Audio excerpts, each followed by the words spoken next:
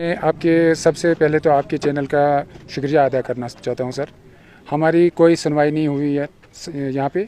मेरा सैयद गुलाम मोहम्मद पीर नाम है। मैं डोडा का रहने वाला हूं।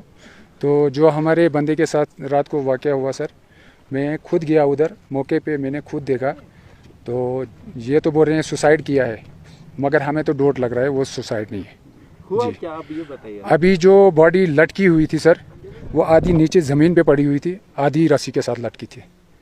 जी सर।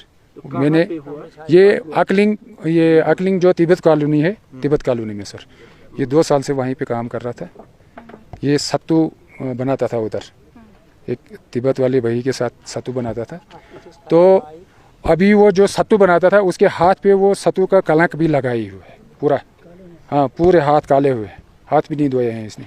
तो वहाँ से लग रहा है हमें सर, डाउट लग रहा है कि इसके साथ कुछ हादसा हुआ है। तो बाद में ये सुसाइड का निशान बनाया गया है, मगर इसके साथ कुछ और हुआ है सर। तो दूसरा भी एक दूसरे के उसका तो मुझे पता नहीं है। हाँ, तो उसके हाँ जी, हाँ जी, वो तो कहीं सोलर कॉलोनी से मिला। वो भी डोडा का ही है, उसके वारिस भी यहीं पे है। एक ही दिन का है ये वाक़या? ये रात को उसकी डेड बॉडी लाई और सुबह जो हमारे भाई की डेड बॉडी लाई। कहीं ये दोनों साथ में तो नहीं? नहीं। एक डेड बॉडी सोलर कॉलोनी से लाई, एक डेड बॉडी अकलिंग तिब्बत कॉलोनी से। क्या एक ही जगह काम करता था ये? नहीं, वो तो ड्राइवर है जो रात को लाया, वो डैम्पर चलाता है, वो ड्राइवर है। हाँ जी, तो ये लेबर है। हाँ जी। तो ये कब से यहाँ पर बैठा था, इस बंदे के पास बैठा था? ये दूसरा साल चल रहा था सर। दूसरा साल? हाँ जी। क्या इस बीच में कोई ऐसा पैसे वैसे का लेन देन, क्या ऐसा अनबन अभी तक तो कुछ नहीं सुना सर हमने। हाँ, कुछ नहीं। जो बंदा जो है ना, हाँ जी, मैं अकलिंग वाले बंदे की बात कर रहा हूँ। हाँ जी, उसका जो मालिक जो है, हाँ जी, उसको क्या आपने क्या पुलिस में वो किया है, शिकायत किया है क्या उससे? हाँ, पुलिस आई वहाँ। पुलिस से उसको तो पूछताछ कोई नहीं हुई, कुछ नहीं। वो यहीं से बैठा है, उसको कोई टच से मास नहीं है, कुछ नहीं। यहीं बैठा है मालिक। हमने उससे पूछा था कि मालिक है ना, कोई पूछताछ नहीं हो रही है बिल्कुल भी। वो पुलिस तो के साथ यहाँ पे बातें कर रहे थे। उसको तो कोई पूछता ही नहीं है कि ये कैसे हुआ, क्या हुआ। अभी 15 फीट का फैसला है। जो हमारा बंदा गया, अभी मर गया उधर, उसके दरवाजे और मालिक के दरवाजे का गैप बीच में 15 फीट का है टोटली। अब आप क्या चाहते हैं फिर? हम तो जस्टिस चाहिए, इंसाफ चाहिए सर। मैम वो ये रिपोर्ट पोस्टमार्टम में इन्होंने मुझे बताया कि इसने सुसाइड किया है। क्योंकि वो अगर उन्होंने सुसाइड किया होगा वो जमीन के ऊपर होंगे 2 फुट या 1 फुट, लेकिन जैसे हम सारे बंदे वहाँ पे पहुंचे वो जमीन के साथ थे। अगर बंदे ने खुद सुसाइड किया होगा मैम, वो तो ऊपरी लटकेगा, नीचे जमीन के साथ तो वो रहेगा नहीं, उससे सुसाइड होगा नहीं। लेकिन रिपोर्ट नहीं आया ना फिर आप? मैम नहीं, रिपोर्ट बोल रहे हैं सुसाइड है, इनके साथ बोला सुसाइड है। लेकिन मैम आप बताइए, अगर कोई बंदा खुद फांसी लगाता है वो ऊपर ही हवा में ही लटकेगा, अगर जमीन के साथ उसके घुटने रहेंगे वो फांसी में नहीं आएगा ना, क्योंकि वो मरने के बाद कैसे रस्सी को खोलेगा और जमीन पे पहुंचेगा। इस रीजन से हमें बहुत ज्यादा डाउट हो रहा है। अभी डॉक्टर साहब ने बोला, अभी हमारे ये अंकल गए थे अंदर, उन्होंने बोला कि ये सुसाइड है, फांसी है। लेकिन मैम अब आप भी बोल सकते हो, कोई बंदा भी यहाँ बोल सकता है। हमने वीडियो भी लाइव रखा है, जो वो बंदा है मरने वाला, जो हमारा भाई है, वो लटका हुआ है, लेकिन आधा वो ज़मीन के साथ है। अगर वो आधा ज़मीन के साथ है, उसकी जान कैसे निकल सकती है फिर? अगर वो मर गया, मरने के बाद वो खुद ही रस्सी तो नहीं खोल पाएगा और ज़मीन के साथ लटकेगा। इस रीज़न पे हमें डाउट हो रहा है, और ये सारी जितनी भी डोडा की पब्लिक है ये बोल रहे हैं इस पर इंक्वायरी होनी चाहिए, क्योंकि ये एक अलग सा वाक़ा हो रहा है। अब अगर फांसी हो रही है फिर बंदा लटका होना चाहिए, ना कि ज़मीन पर होना चाहिए। तो लेकिन वो ज़मीन पे हम कैसे माने ये फांसी है?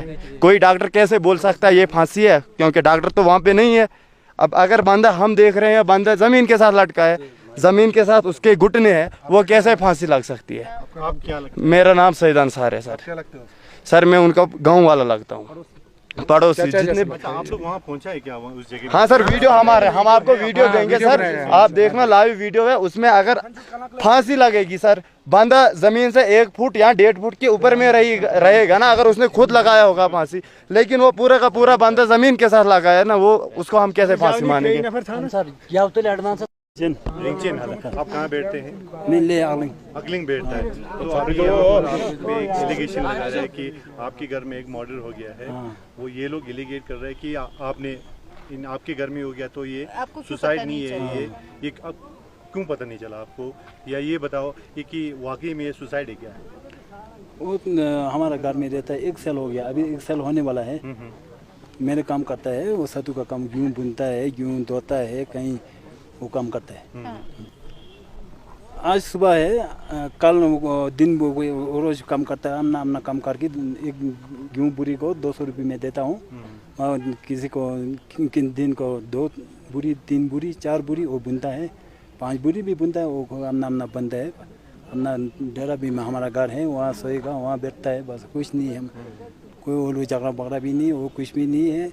ऐसे सुबह मैं गेहूँ आता है, रोज कहीं आता है ट्रक कटकी से, कहीं होता है वो शाम को हमारा एक बंदा का। और आज कल सुबह गेहूँ आई का बोला, मैं सुबह 6:30 होगा शायद, इसी टाइम भी मैं वो बंदा ने फ़ोन आया, ट्रक वाला ने, अभी आपका घर पता नहीं चल रहा है, दूसरा एक नया है वो ड्राइवर, घर पता नहीं चल रहा, अब आओ बोला। मैं गया, गाड़ी लेके गया, मैं गाड़ी लेके गया, वो ट्रक वाला मिला। अब ट्रक वाला इधर बैठो, आपका पास बंदा कितना है बोला, तो हमारे 2 है, ड्राइवर एक मालिक है।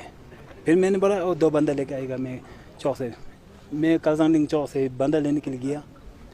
फिर मैं बंदा लेके आया, ट्रक वाला आया, पूरा हमारा दीवार अंदर आ गया, तो वो उसका मार गया। उसका भाई ने, हमारा बीबी को फ़ोन आया, वो फ़ोन नहीं उठाता है, उसको फ़ोन दे दो। वो क्या कर रहा है, वो फ़ोन दे दो। बीबी वो घर में गया होगा ना डेरा में, वो कुंडी भी नहीं लगा, ऐसे खुल रहे तो वो मार गया। ओ हमारा बंदा मार गया, ऐसे रोते आ रहा है हमारा।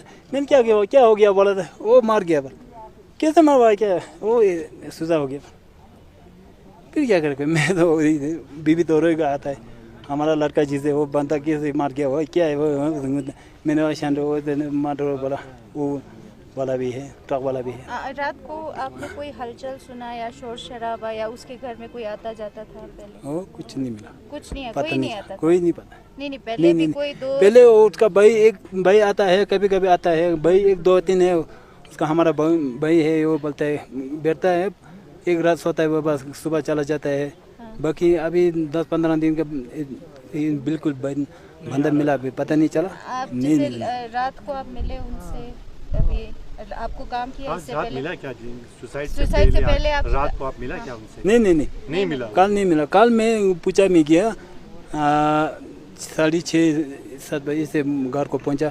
वो लोग बार में नहीं करता है, हम बार में नहीं करते, अपना अपना काम करके बैठता है ना, अपना अपना खाना, रोज खाना खा के बस अपना अपना। हम वो अकेला बैठता था या उसके साथ और भी कुछ है? बंदे अकेला बंदा अकेला। बोल रहे हैं कि आपके घर के सामने ही लेबर है, फिर आप सुबह कोई दूसरा लेबर लेने वो है ना, ट्रक लोड का 200 बुरी है, ट्रक में 200 कुछ बुरी है। फिर मैंने सोचा वो बंदा काम करेगा, वो रोज करता है काम, वो बंदा काम करेगा, और दूसरा 2 नहीं है तो वो नहीं होता है ना, ऊपर से देना है, तोलना है, 2 नहीं होता ना। फिर इसलिए मैंने वो बंदा वाला भी यहाँ होगा, मैंने बोला, उसने बोला 3 चाहिए, 3 नहीं चाहिए मेरे को, वो अच्छो 3 चाहिए बोला। मैंने 3 नहीं चाहिए, मेरे को 2 लेबर चाहिए, 2 आ जाओ बोला। मैं 2 लेबर लेके आया। वो आदमी काम करता था, तो आपने कोई उससे कभी भी ऐसा लगा कि उसको कोई टेंशन है, या कुछ ऐसा लगा कि वो ठीक नहीं है, कभी कुछ ऐसा नहीं पता मैं नहीं। अगर टेंशन होता, मैंने आपको उसको नशा करता था वो क्या? वो सिर को बीमार है, बोलता मैं दवाई खाया है, सिर को बीमार है, खांसी है, ऐसे 10 दिन का पहले, कुछ हफ्ता के पहले ऐसे बोला था। बाकी तो इतना खांसी जिससे नहीं लग रहा है, मेरे ख्याल से ना वो रोज़ काम करते हैं, वही करते रहते हैं। जैसे कि आज सुबह हमें पता चला कि एक्सीडेंट एंड इमरजेंसी में जो मेडिकल ऑफिसर ड्यूटी पे थे, वहाँ पे कैजुअल्टी मेडिकल ऑफिसर, तो उन्होंने बताया कि सुबह एक डेड बॉडी लाया था, ब्रॉड डेड करके लाया था, जिसका नाम था अकील अहमद, 35 ईयर्स अप्रॉक्सीमेटली। तो उनको वो शायद मेरे ख्याल से ब्रॉड डेड ही मिला था पुलिस वालों को, क्योंकि हाउसिंग कॉलोनी पुलिस स्टेशन से पुलिस वाले आए थे यहाँ पे, उन्होंने लाया था यहाँ पे, फिर उन्होंने उनको इन्फॉर्म किया, फिर उसके बाद वो मेरे पास आए डकैत लेके कि इनका पोस्टमार्टम करने के लिए। तो उसी हिसाब से हमने एक टीम बनाया है, जैसे हमारे पास फॉरेंसिक एक्सपर्ट है डॉक्टर फिरदौस खान, इनके साथ एक और मेडिकल ऑफिसर को रख के हमने पोस्टमार्टम हमने कंडक्ट करवाया।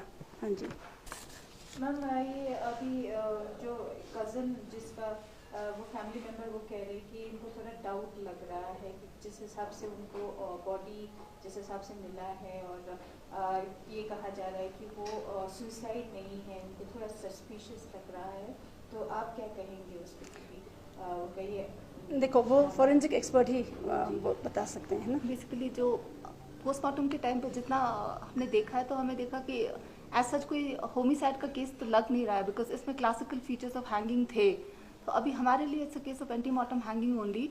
लेकिन only one thing is that कि उनको ये डाउट है कि मतलब वो काफ़ी टॉल है तो वो कैसे हैंग कर सकते हैं।